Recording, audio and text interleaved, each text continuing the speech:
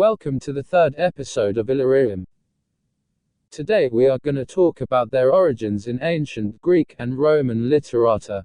Different versions of the genealogy of the Illyrians, their tribes and their eponymous ancestor, Illyrius, existed in the ancient world, both in fictional and non-fictional Greco-Roman literature. The fact that there were many versions of the genealogical story of Illyrius was ascertained by ancient Greek historian Appian.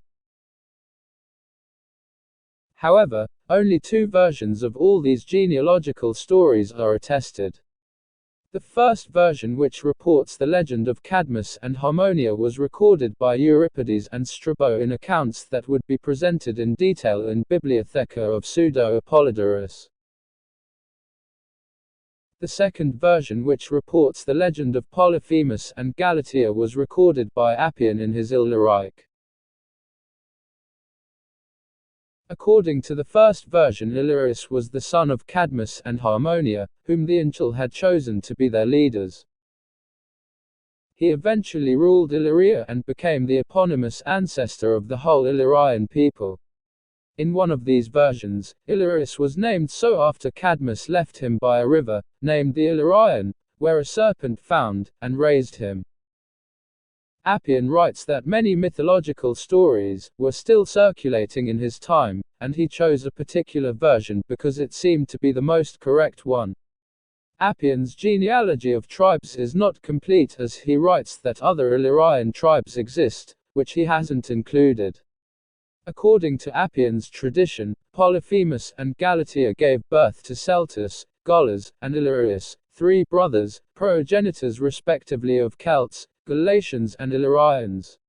Illyrius had multiple sons, Inchlius, Orterius, Dodonus, Maegus, Taurus and Perabus, and daughters, Partho, Daortho, Dasuro and others. From these sprang the Taulanti, Partheni, Dodoni, Inchlii, Orteriae. Appian's genealogy of tribes is not. Orterius had a son Pannonius or Paean, and these had sons Scordiscus and Tribalus. According to Appian's tradition, Polyphemus and Galatea gave birth to Celtus, Gollus, and choosing a specific story for his audience that included most of the peoples who dwelled in the Illyricum of the Antonine era. However, the inclusion in his genealogy of the Inchel and the Orteriati, whose political strength has been highly weakened, reflects a pro-Roman historical situation. Basically, ancient Greeks included in their mythological accounts all the peoples with whom they had close contacts.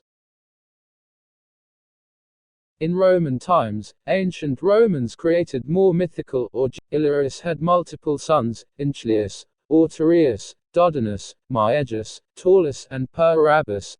Appian's genealogy lists the earliest known peoples of Illyria in the group of the first generation, consisting mostly of southern Illyrian peoples firstly encountered by the Greeks, some of which were the Inchel, the Taulantii, the Dassaratii and the Partheni.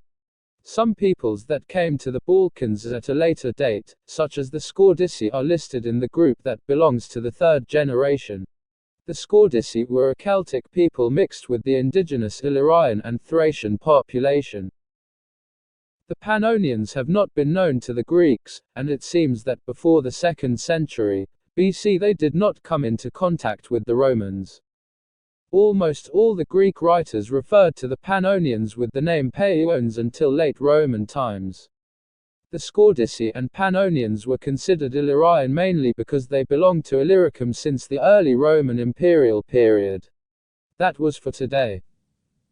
Hope you enjoyed and see you on the next episode.